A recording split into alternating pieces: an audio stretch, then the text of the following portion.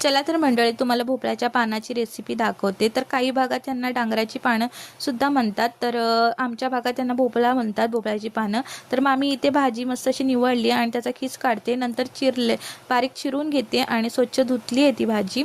नंतर इथे मी तांदूळ ना थोडा वेळ भिजत ठेवलेत आणि मग नंतर त्याच्यामध्ये ॲड केले। नंतर कांदा लसूण बारीक असा चिरलाय, नंतर कढई ठेवली, कढईमध्ये तेल ॲड केलं आणि कांदा लसूण लालसर होईपर्यंत भाजून घेतला। नंतर मीठ ॲड केले, नंतर हळद आणि आमचा घरगुती मसाला मस्त असं लालसर होईपर्यंत भाजल्यानंतर भाजी ॲड केली आणि झाकण ठेवून वाफेवरच फक्त ही भाजी शिजवली आहे। फार छान लागते, तुम्ही नक्की ट्राय करा। पावसाळ्यात आमच्या भागात खूप वेळा बनवली जाते आणि फार छान लागते।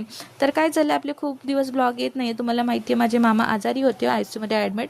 आता त्यांना घरी आणलंय आणि आता ते रिकवर सुद्धा होत आहेत, पण मला ह्या आठवड्यात त्यांना 2 वेळा हॉस्पिटलला फॉलोअपसाठी घेऊन जावं लागलं, त्यामुळे टाईम नाही मिळत व्हिडिओ बनवायला। चला तर माझ्या चॅनलला सबस्क्राईब करा।